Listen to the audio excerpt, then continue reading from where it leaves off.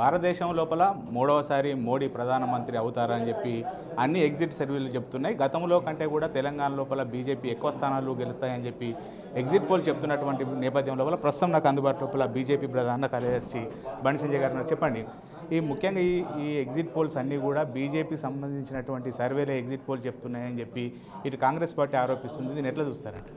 ఇలా Big TV ఉన్నది, Big TV సర్వేలు ఏమొచ్చిందన్న ఎన్డీఏ భారతీయ జనతా పార్టీ వస్తుంది.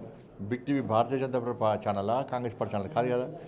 అన్ని సర్వే అన్ని ఛానల్స్ కూడా సరే ఏదో ఒక ఛానల్ అటు ఇటు ఇప్పిందంటే అనుకోవచ్చు. అన్ని ఛానల్స్, అన్ని సర్వే సంస్థలు, అన్ని ప్రభుత్వం యొక్క నివేదికలన్నీ కూడా భారతీయ జనతా పార్టీ ప్రభుత్వం 3 ఏర్పాటు చేయబోతున్నది. నరేంద్ర మోడీ గారు ప్రధానమంత్రి కాబోతున్నారు.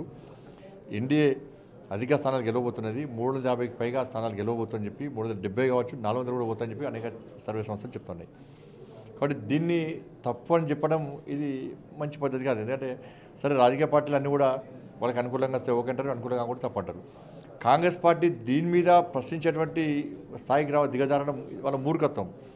కాంగ్రెస్ పార్టీ ఇన్ని రోజులుగా ఎన్నికల పక్షంలో ఒకరిద్దరు నాయకులు తప్ప వాళ్ళు అధికారంలోకి వస్తారని చెప్పి ఎక్కడ చెప్పలే కాంగ్రెస్ పార్టీ.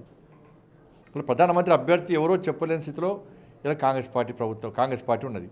ఇలా ప్రధానమంత్రి అభ్యర్థి లేని పార్టీ ఏ విధంగా ప్రభుత్వాన్ని ఏర్పడేస్తారు? కానీ ప్రజల్లో కూడా చర్చ అదే జరిగింది. వాళ్ళు నరేంద్ర మోడీ గారు ప్రధానమంత్రి కావాలని కోరుకుంటున్నాం. ఎందుకంటే దేశం అభివృద్ధి చెందాలి, దేశం రక్షింపబడాలి, సంక్షేమ ఫలాలు ప్రజలకు అందాలి. కాబట్టి దాన్ని దృష్టిలో ఉంచుకొని ఇవాళ సర్వే ఫలితాలు వస్తున్నాయి.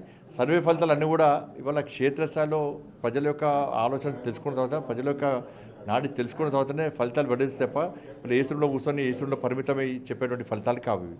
కాబట్టి జాతీయ స్థాయిలో, అంతర్జాతీయ స్థాయిలో, రాష్ట్ర స్థాయిలో అంతా కూడా భారతీయ జనతా పార్టీ ప్రభుత్వం ఏర్పడేయబోతున్నది, ఎన్డీఏ ప్రభుత్వం ఏర్పడేయబోతుందని చెప్తున్నారు. కాబట్టి ఇవే రేపు వాస్తవ రూపం దాల్చబోతున్నారు. అంటే తెలంగాణ ఎన్నికల లోపల, అసెంబ్లీ ఎన్నికల లోపల ప్రధానంగా బీఆర్ఎస్ వర్సెస్ కాంగ్రెస్ అనేటువంటి విధంగా పోటీ సాగింది.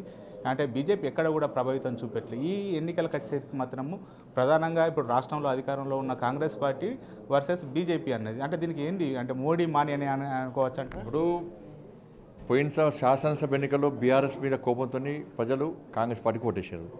కాంగ్రెస్ పార్టీ 6 గ్యారెంటీలతో మోసం చేసింది. దాన్ని ప్రజలు గమనించారు.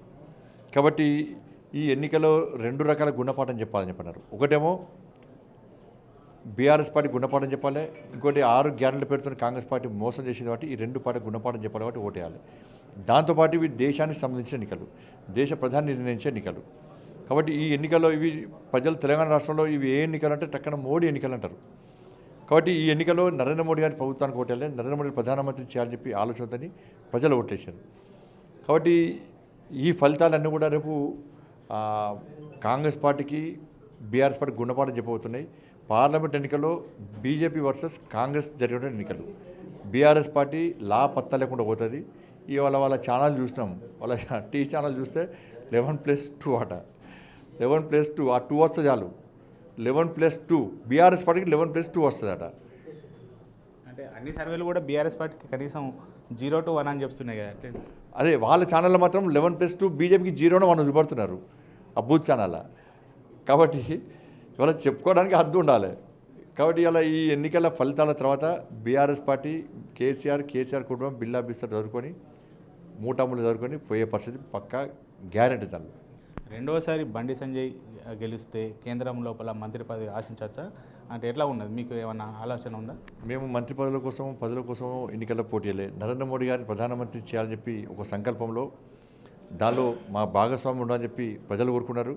మా భాగస్వామ్యం ఉండాలంటే కరీంనగర్లో భారతీయ జనతా పార్టీ అభ్యర్థిగా పోటీ చేస్తున్న బండి సంజయ్ గెలిపిస్తే మా ఓటు బండి సంజయ్ గెలిస్తే బండి సంజయ్ పోయి నరేంద్ర మోడీ గారిని ప్రధానమంత్రి చేయడంలో ఓటు వేస్తారని చెప్పి ఒక ఆలోచనతో ఓటేసే తప్ప మంత్రుల పదవి కోసమో, జాతీయ స్థాయి, రాష్ట్ర స్థాయి పదవి కోసమో ఎన్నికల్లో పోటీ చేయలేదు.